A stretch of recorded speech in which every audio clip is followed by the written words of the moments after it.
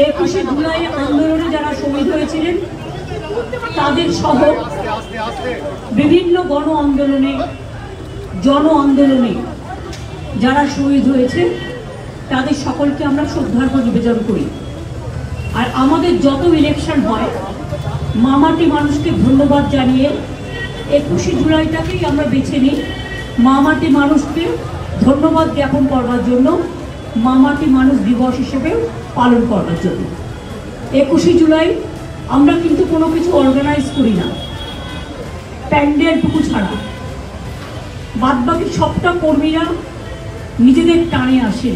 বাদবাকি যা বলার আমি প্রতিবারই আসি, কর্মীদের সাথে দেখা করে যাই। আমাদের এখানে নেতা কেউ নেই, এখানে সবাই তৃণমূলের সহকর্মী। আর কালকে যদি ওয়েদার ঠিক থাকে অখিলেশ আসবে, অখিলেশকে আমি আমন্ত্রণ জানিয়েছি।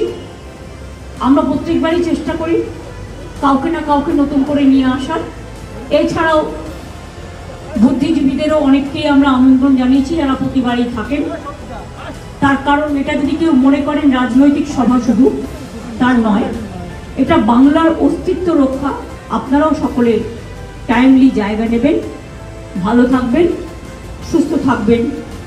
বাংলার মামাটি মানুষকে সহ দেশের সকলকে আমাদের অজস্র ধন্যবাদ, কৃতজ্ঞতা।